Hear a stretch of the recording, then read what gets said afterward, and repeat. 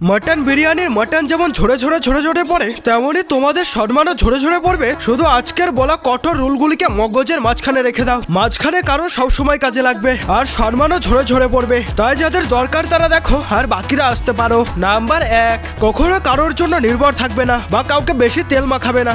যে কাজটা করতে চায় না তাকে বেশি তেল মাখানোর কোনো দরকার নেই। নিজে চলা শেখো, কারণ বনের রাজা শিকারে সবসময় একাই বেরোতে পছন্দ করে, তাই বোঝো ব্যাপারটা।